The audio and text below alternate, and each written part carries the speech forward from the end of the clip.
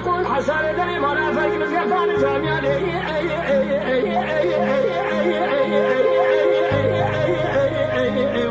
يا خير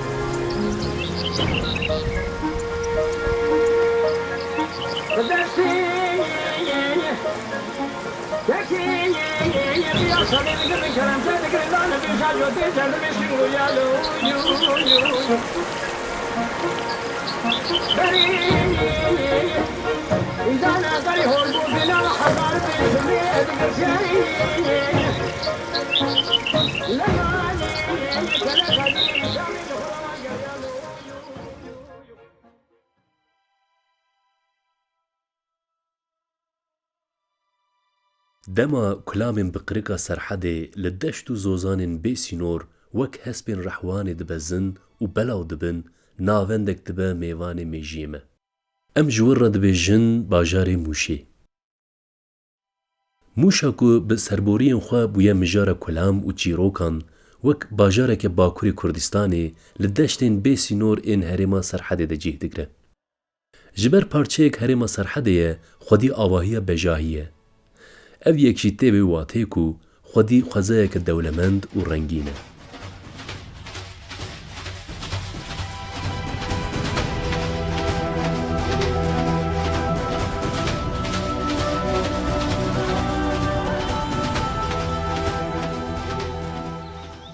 هر وها هندکارن 4 دمسالان نظر بجین.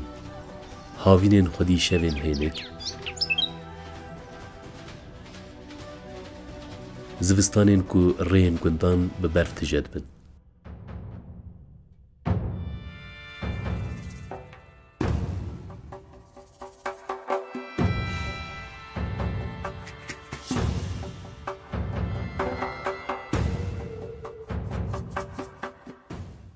پشتی ریویتیه که لگلک ناوندین کردستانی وی جاره مخواست ام بکوین ریا موشه و ببن میوانین میراتین وین دیروکی.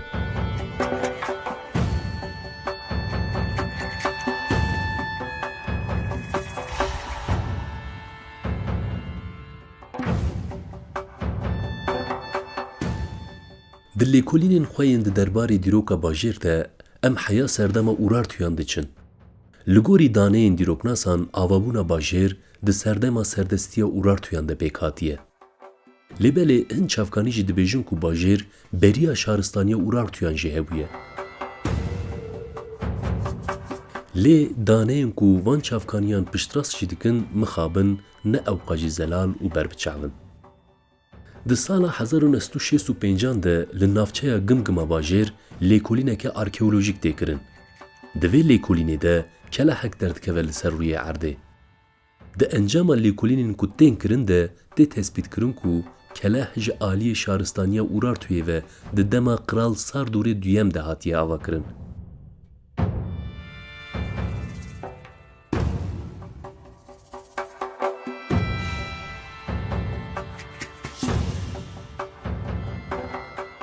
دوی لیکولینه ده جی درکت هولی کو باجیر جبو اورار تویان جیه کی گرینگ بو. سردستی ویا لسر دشتن بیسینور بموشه ده هات پریوه برن. باجاره کو لسر ریا پایتخت توش پای هات بو آوا کرن ده همان دمه ده جیه کی استراتیجیک بوجی.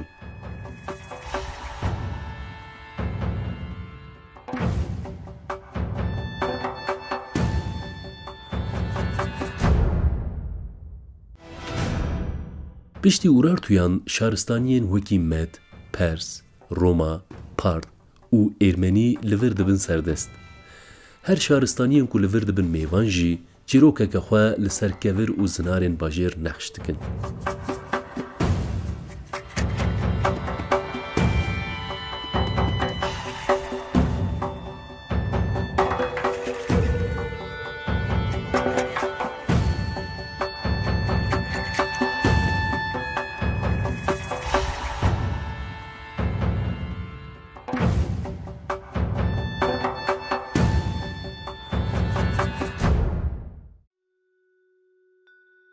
یەک ji wan çîrokan jî ew e ku rêwîtiya navdar a 10,000 salan a ku di dîrokê de xwedî ciyekî taybet e jî li ser rêya mûşê re derbas dibe.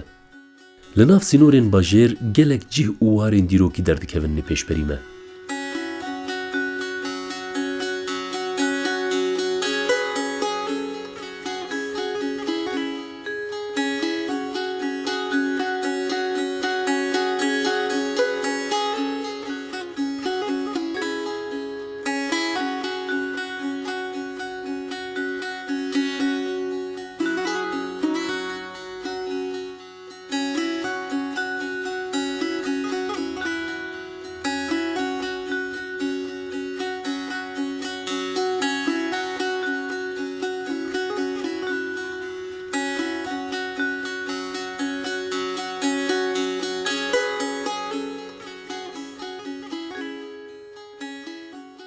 Tevahî ewan jî îro wek mîrateyên giranbûha bûne parçeyên bajêr. Keleha mûşê ya ku li navenda bajêr cih digire, li ciyê herî kevnar a bajêr hatiye avakirin. Di derbarê çîroka çêkirina wê de agahiyên zelal nehatine bidestxistin. Lêbelê piştî ku tê avakirin, di pêvajoyên dîrokî de şahîdiya gelek bûyeran dike.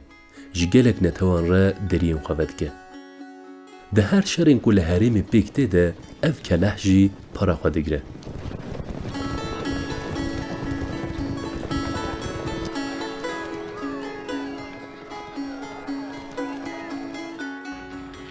Bi taybetî dagirkeriya Moğolan texrîbateke mezin li ser kelehê pêk dîne. Ev yek di pêvajoya hatina ola İslamiyetê û di pêvajoya Osmaniyan de jî berdewam dike. Li nav sînorên kelehê de goristanên ku derketine di derbarê dîroka kelehê de hin agahiyan parve dikin. Keleh jî di nav de derdora kelehê di roja me ya îro de wek qadeke seyranê hatiye diyar kirin.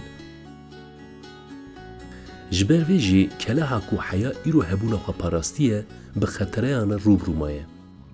Keleha Mongokê bi gotineke din keleha Hapetê jî wekî keleha mûşê wek bermahiyeke dîrokî di nav nirxên mûşê de cih digire. Keleh li başûrê bajêr li ser girekê hatiye avakirin. Dîwar û du bircên wê îro jî li ser piyanin. Lê gelek beşên wê hem ji ber êrîşan hem jî ji ber bûyerên xwezayî hilweşiyane. Her çi qas dîroka çêkirina wê bi zelalî neyzanîn jî ji mîmariya wî tê fêmkirin ku dema İskenderê mezin de hatiye çêkirin. Li gorî çîroka İskenderê mezin di dagirkirina xwe ya Misrê de dema li herêma mûşê re derbas dibe, bi armanca çavdêrî bike fermana çêkirina kelehê dide. Piştî ku keleh tê çêkirin, li herêmê bi taybetiya xwe ya parastinê dibe nav û deng.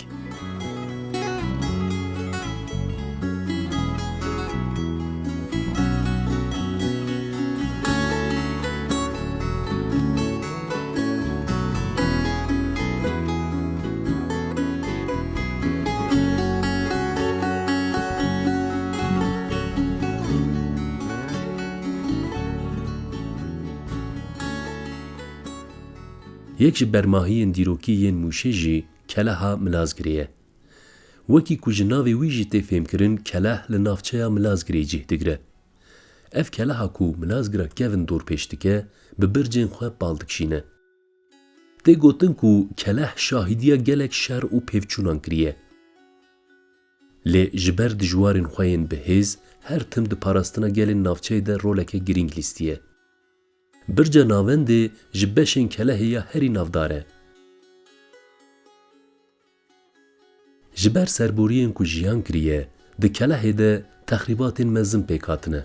Lêbelê piştî restorasyona ku hat kirin, ji serdêran re deriyê xwe vekir.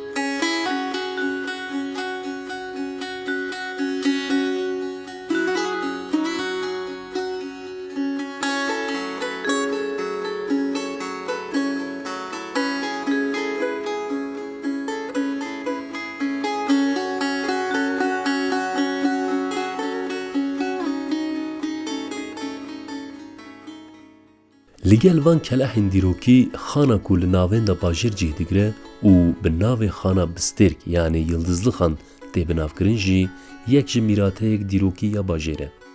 Di derbarê xanê de tê gotin ku di sala 1307 de di dema Selçukyan de hatiye avakirin. Beşeke xanê hilweşiya ye.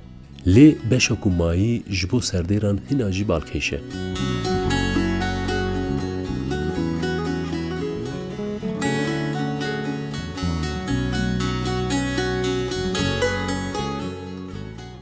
Dîsa xana Şêr yanî Aslanlı Xan, Kanî û Hemama Alaaddîn Bek, mizgefta mezin, tirbe û goristanên ji demên Selçukyan mane jî di nav mîrateyên dîrokî yên bajêr de cih digirin.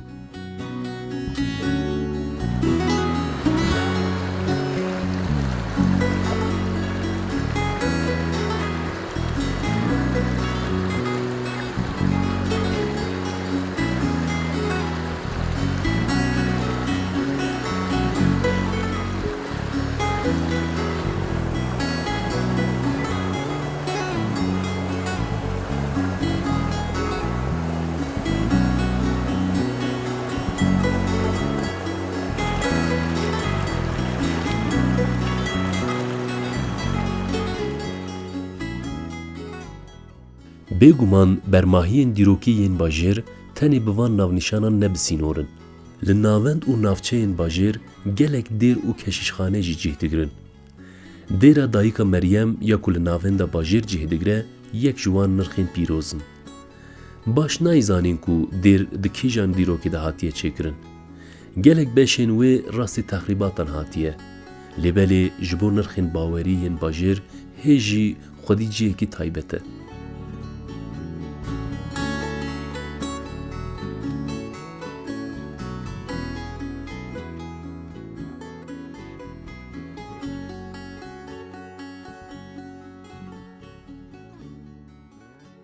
Dîsa keşîşxaneya Bizengil an jî keşîşxaneya Surp Karabet jî wekî dêra Dayika Meryem di dîroka Mûşê de xwedî cihekî girîng e.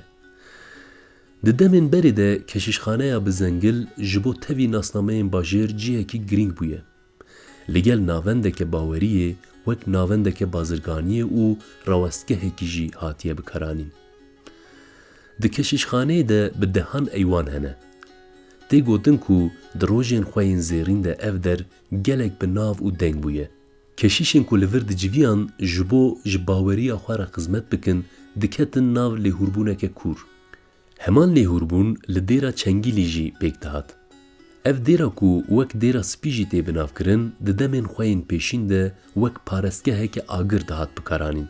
Dêra ku 6 kilometre ji navenda bajêr dûr e, piştî serdema Romayê dema Sasanî li vir dibin serdest wek parestgeheke baweriya Xristiyaniyan xizmet dike. Ji ber kevir û xercên spî di çêkirina wê de hatine bikaranîn, bi navê dêra spî jî tê binavkirin. Heya salên 1905 jî ev der li ser piyan bû. Lê pişt re li dêrê texrîbateke mezin pêk tê û mixabin îro wek xirabeyekî derdikeve li pêşberî me.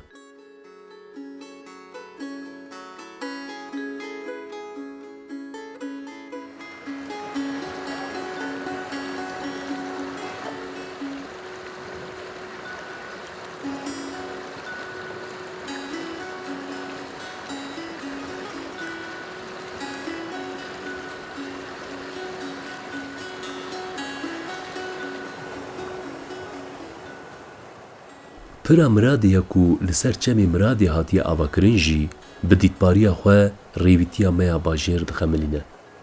Pira ku 12 kilometre ji navên de bajêr dûr e, di serdema sêzdemîn de ji aliyê Selçukyan ve hatiye avakirin.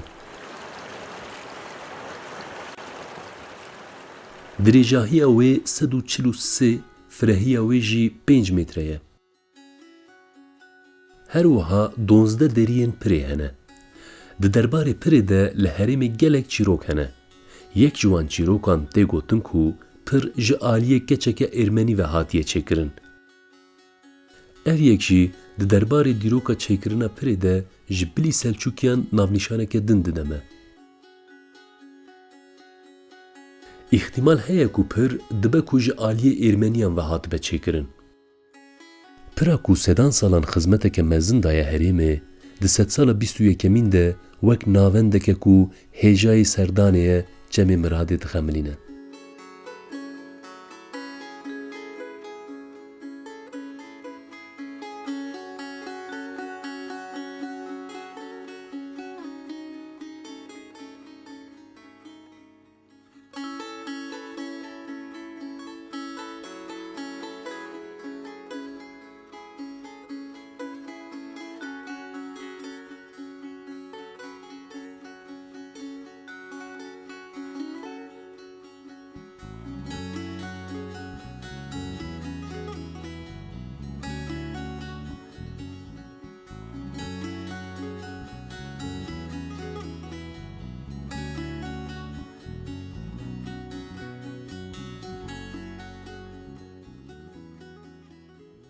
Belê temaşewanên kewnewarê, Mûş ji her aliyê ve bi taybetiyên xwe xwedî çîrokeke demdirêj û kevin e.